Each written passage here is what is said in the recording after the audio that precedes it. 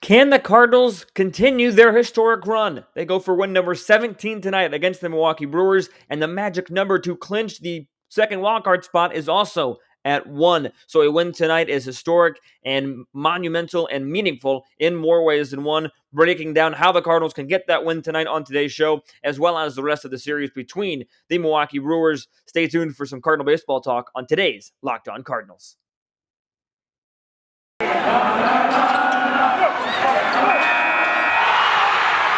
are Locked On Cardinals, your daily St. Louis Cardinals podcast, part of the Locked On Podcast Network, your team every day.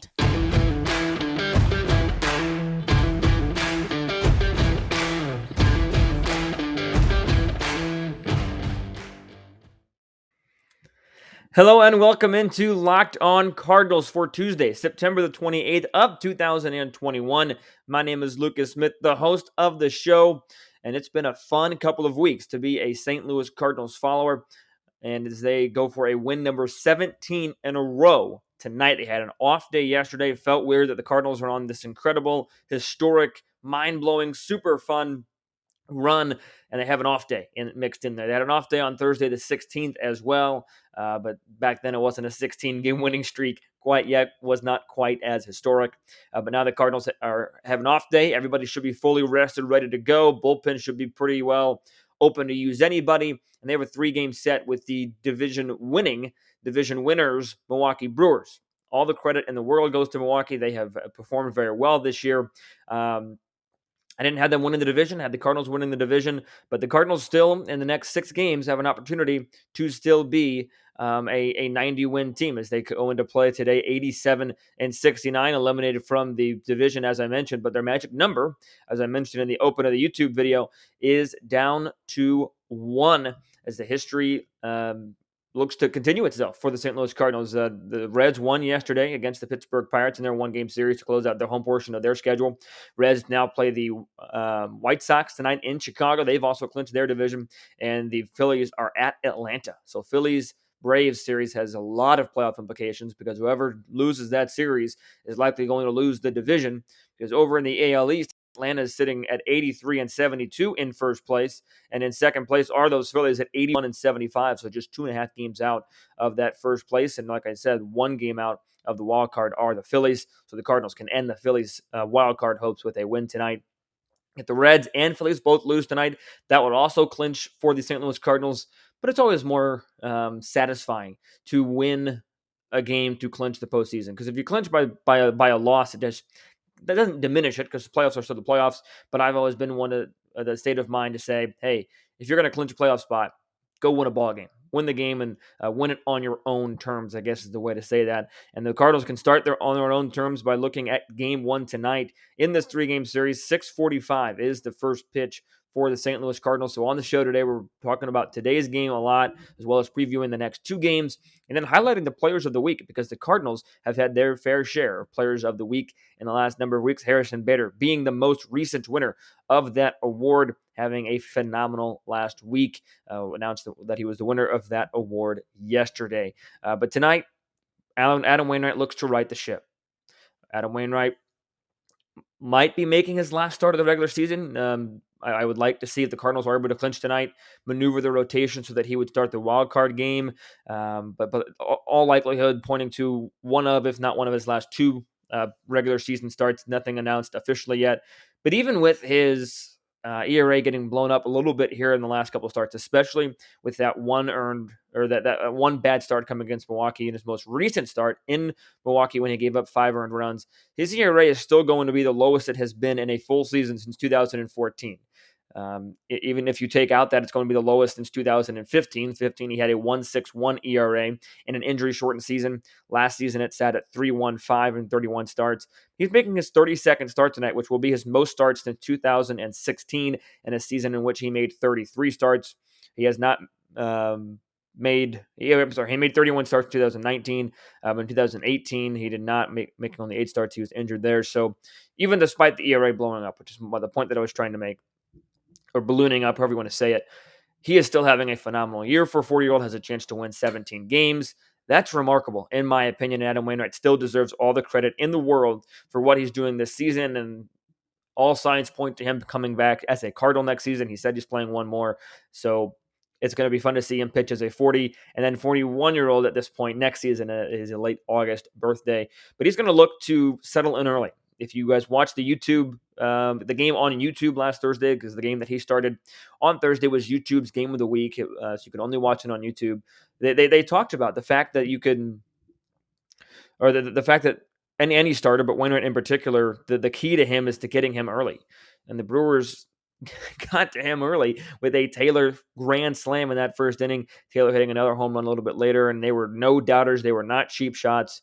There aren't too many cheap shots in Milwaukee. Most of those are flying out of there at a pretty high rate. But nevertheless, for Wainwright, it's going to be getting a good start early. And also, he has corrected this over the course of the season, but I think him starting at home this start bodes well for him as well, because even though he has corrected his early woes on the road when he had a really bad start against Cincinnati and San Diego, he still had a much better record and ERA and numbers at home.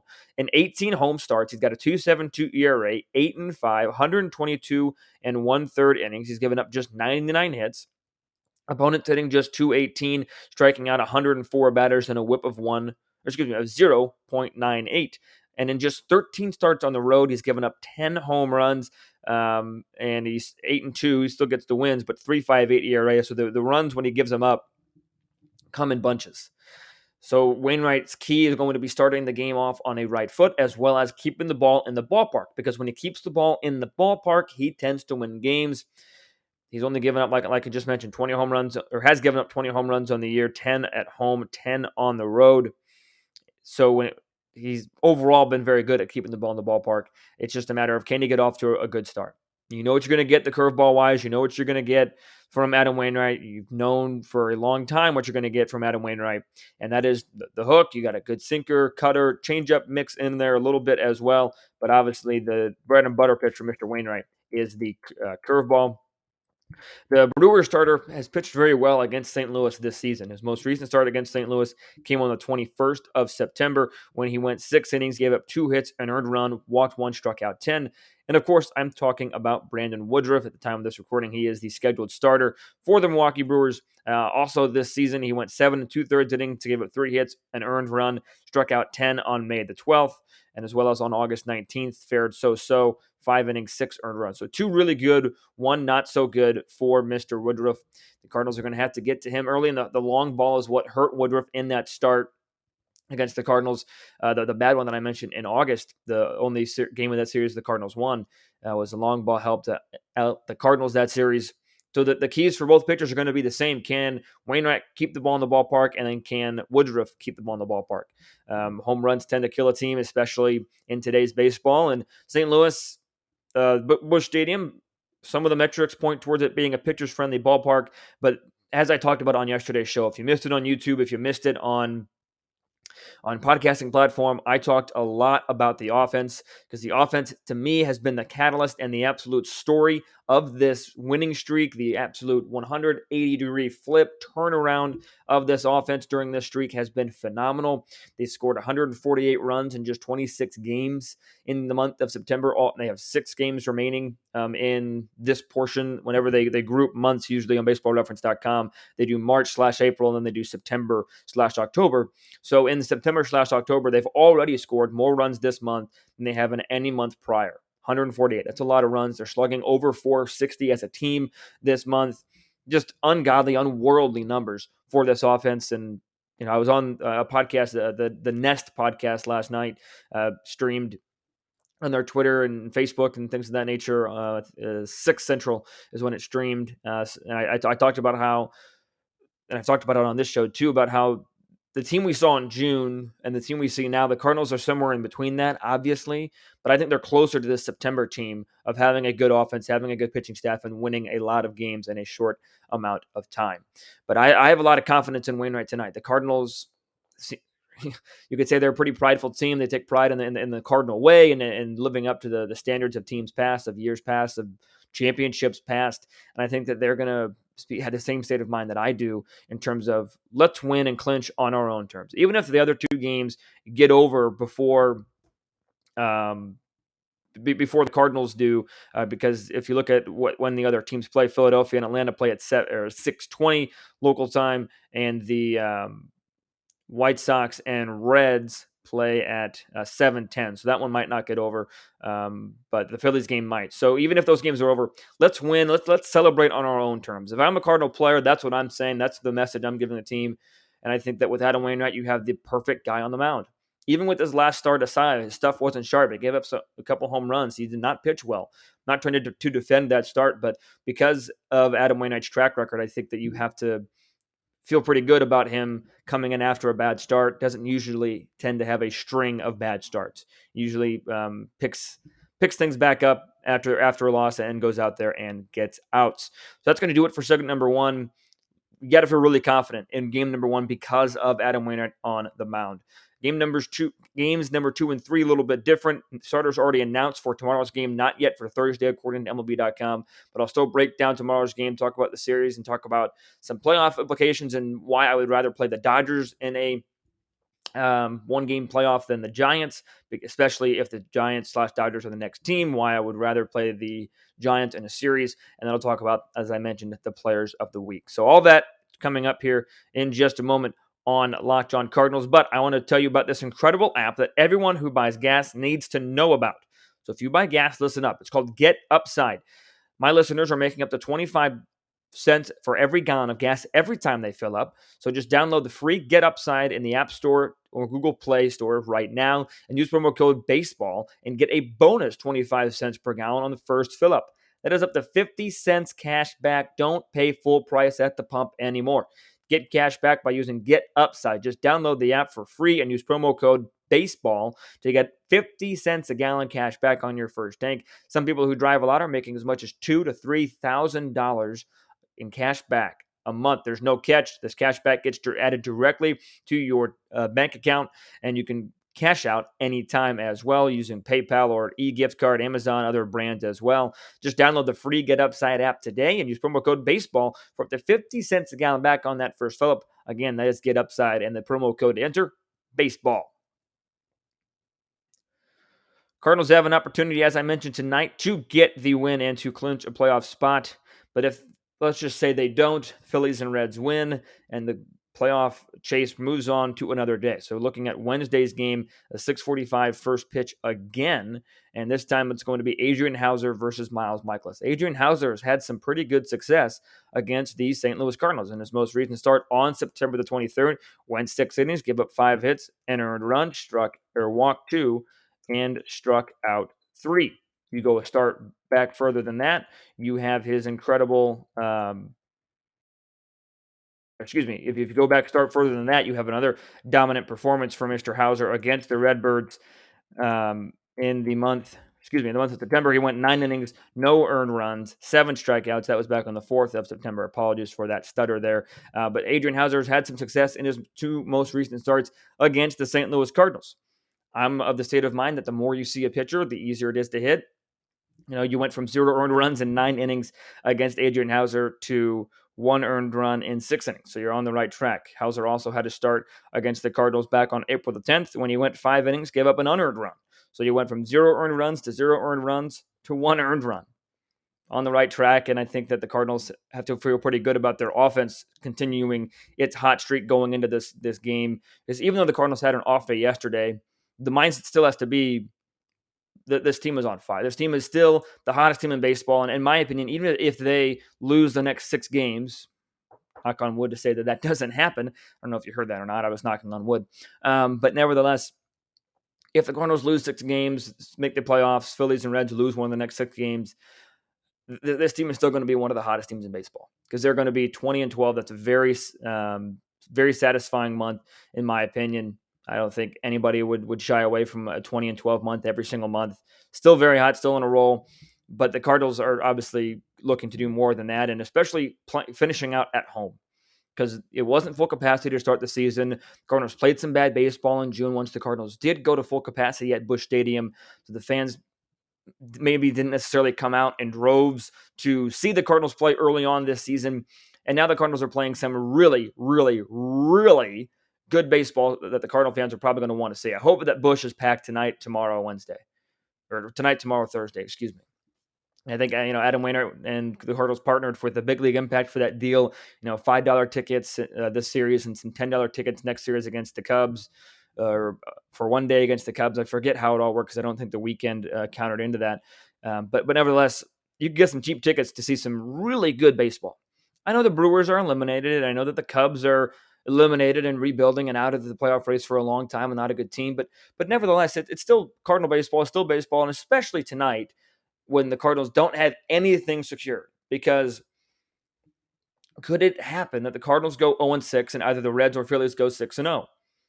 Yes, it very well could happen. Will it happen? I'm going to make a bold prediction and say no. But nevertheless, nothing is secured right now for the Cardinals. So the Cardinals, you're still going to see some good driven baseball today, inspired baseball tonight from the St. Louis Cardinals. At least that would be the goal. And you get to see Adam Wainwright pitch against Milwaukee. So if you're on the fence about going or not going, go tonight.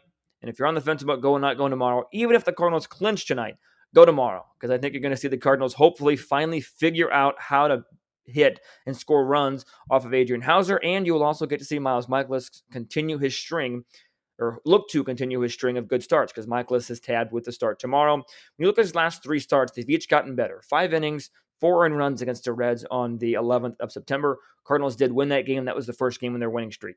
The 17th of September against the San Diego Padres, he went 5 2/3 of an inning, gave up just 3 hits, no earned runs, and 3 strikeouts.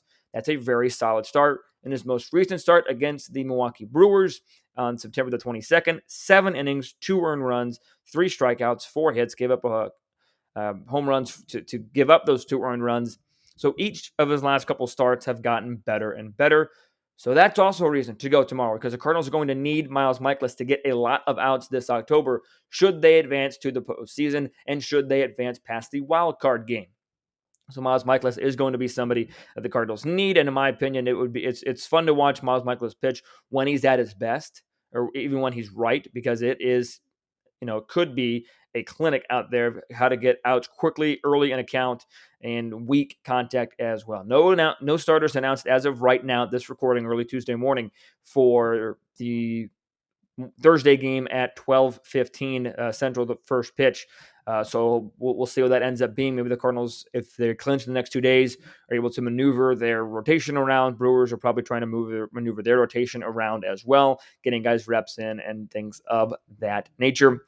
But I mentioned, should the Cardinals pass the wild card round? Because the Cardinals are going to play, if they make the postseason in the wild card round, they're going to be the visiting team. No question about it. No ifs, ands, or buts. Who would you rather play, the Dodgers or the Giants? They're both very competitive teams. October is going to show who's for real or not, at least who's for real in this October 2021. And no disrespect to the Giants, they're still a very formidable foe, but the Cardinals have fared very well against the Giants this season. If you remember, right before the All-Star break, the Cardinals swept San Francisco in San Francisco. Pretty solid, pretty solid result against a pretty solid team. The Cardinals have played San Francisco 6 times this season, both of them right around that All-Star break. And they have fared a lot better against San Francisco than they have Los Angeles. So let's look at that for a moment. The Cardinals lost 2 out of 3 against the Dodgers right before June, and then split with the Dodgers here in their hot month of September. You go back to the Giants series, the Cardinals, like I mentioned, I'm sorry, they didn't sweep. They took 2 out of 3 against the Giants in San Francisco, and then took 2 out of 3 against the Giants in St. Louis. So the Cardinals are 4-2 against the Giants this season in their 6 games. And the Cardinals, like I mentioned, against the Dodgers, lost 2 out of 3 and then split the 4-game set a couple weeks ago. So in terms of that nature, or looking at just that, the Cardinals have a better record against the Giants. So you'd rather play the Giants. Here's where it gets interesting for me. A 1-game playoff, obviously, means you only have to play a team once.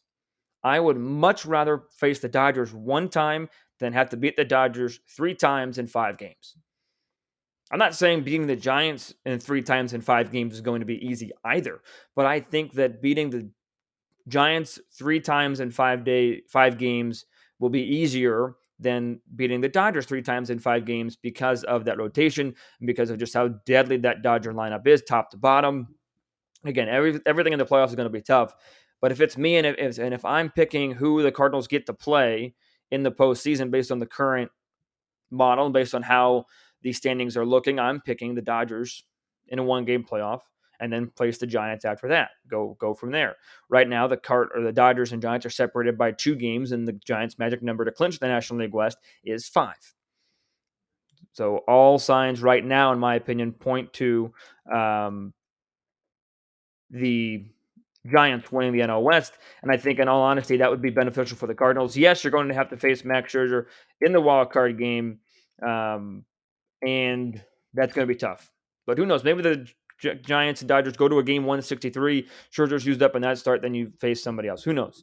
But nevertheless, it's not going to be easy, whoever the Cardinals have to play. But I would much rather play the Dodgers for 1 game and the Giants in 5 versus the Giants for 1 and then the Dodgers for 5. We'll see how it goes. First things first. That's down the road. That's another deeper discussion later.